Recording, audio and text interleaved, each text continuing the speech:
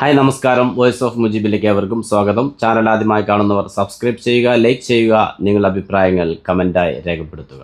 ഒരു മത്സരത്തിൽ കാണികളുടെ കയ്യടി നേടിയെടുക്കുക എന്നത് വളരെ പ്രയാസകരമാണ്. എന്നാൽ ഇന്നലെ നടന്ന ചെന്നൈ സൂപ്പർ കിങ്സ് പഞ്ചാബ് തമ്മിലുള്ള മത്സരത്തിൽ അങ്ങനെ കാണികളുടെ കയ്യടി നേടിയ രണ്ടു താരങ്ങളുണ്ടായിരുന്നു.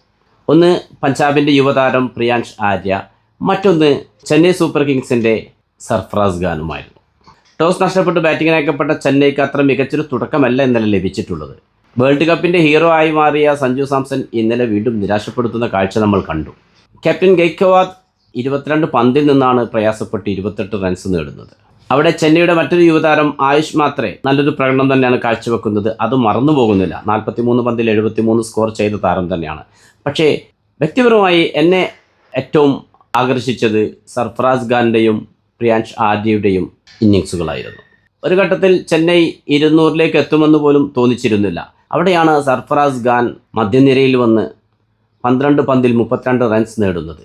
പക്ഷേ ആ 32 റൺസ് നേടി എന്നതിലല്ല, അത് നേടിയ ശൈലിയാണ് നമ്മളെ അത്ഭുതപ്പെടുത്തിയത്. ഹർഷദീപ് സിംഗിനെതിരെ ഹാട്രിക് ബൗണ്ടറികൾ, വൈശാഖിനെതിരെ ഹാട്രിക് ബൗണ്ടറികൾ, അപ്പർ കട്ടിലൂടെ നേടിയ ബൗണ്ടറികളുണ്ട്, കട്ട് ഷോട്ടിലൂടെ നേടിയ ബൗണ്ടറികളുണ്ട്.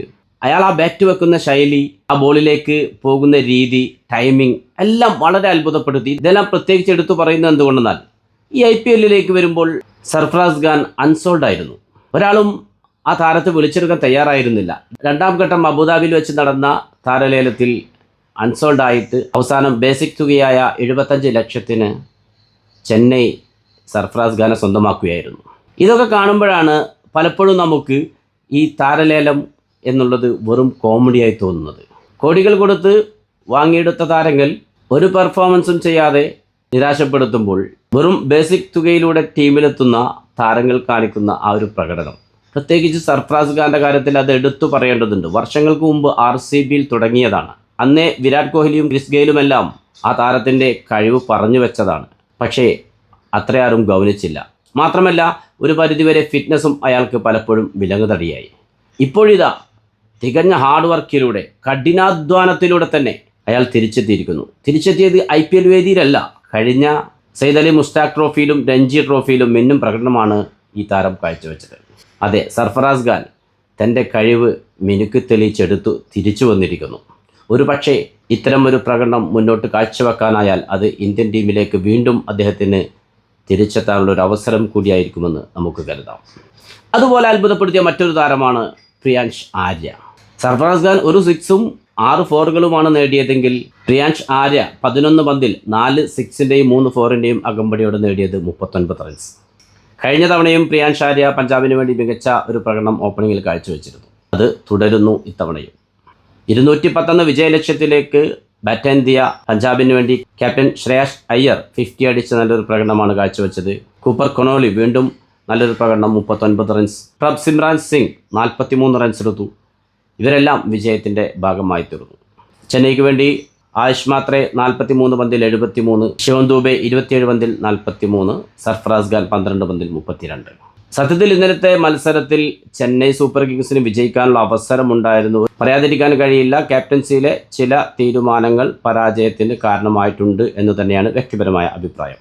ഇന്നലെ ഇമ്പാക്റ്റ് പ്ലെയറായിട്ടാണ് രാഹുൽ ചഹാറിനെ ചെന്നൈ സൂപ്പർ കിങ്സ് അവതരിപ്പിച്ചത്. ഒരു ഇമ്പാക്റ്റും രാഹുൽ ചഹാറിന് ഉണ്ടാക്കാൻ സാധിച്ചില്ല. എന്ന് മാത്രമല്ല, രാഹുൽ ചഹാർ യഥേഷ്ടം റൺസ് വഴങ്ങുകയും ചെയ്തു.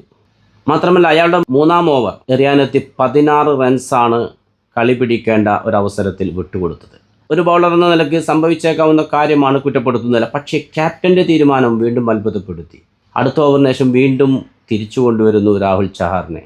ആ ഓവറിൽ വന്ന് കളി ടൈറ്റായി പിടിക്കേണ്ട സമയത്ത് വീണ്ടും 14 റൺസ്. അതായത് ഏറ്റവും നിർണായകമായ ഘട്ടത്തിൽ വെറും 12 പന്തിൽ നിന്ന് ആ ബൗളർ വിട്ടുകൊടുത്തത് 30 റൺസ്. ടോട്ടൽ 4 ഓവർ പൂർത്തിയാകുമ്പോൾ 46 റൺസാണ് ആ ബൗളർ വഴങ്ങിയത്. സത്യത്തിൽ അദ്ദേഹത്തിന് 4-ാം ഓവർ ഒഴിവാക്കാൻ ക്യാപ്റ്റനാകുമായിരുന്നു.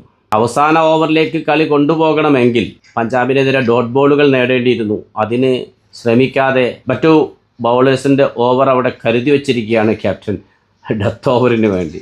അവസാനം ഖലീൽ അഹമ്മദിൻ്റെ ഒരു ഓവർ ശേഷിക്കുന്ന കാഴ്ചയാണ് കണ്ടത്. കാരണം മറ്റൊന്നുമല്ല, 18.4 ഓവറിൽ പഞ്ചാബ് പാട്ടും പാടി ജയിച്ചു പോയി എന്നുള്ളതാണ് യാഥാർത്ഥ്യം. ഒരു പക്ഷേ ആ രാഹുൽ ചഹാറിൻ്റെ ഒരു ഓവർ, 4-ാമത്തെ ഓവർ അവിടെ കട്ട് ചെയ്ത് ഖലീൽ അഹമ്മദിനെ കൊണ്ടുവന്നിരുന്നെങ്കിൽ മറ്റൊരു റിസൾട്ട് വന്നേനെ എന്ന് ചിന്തിക്കുന്നവരാണ് ഏറെ.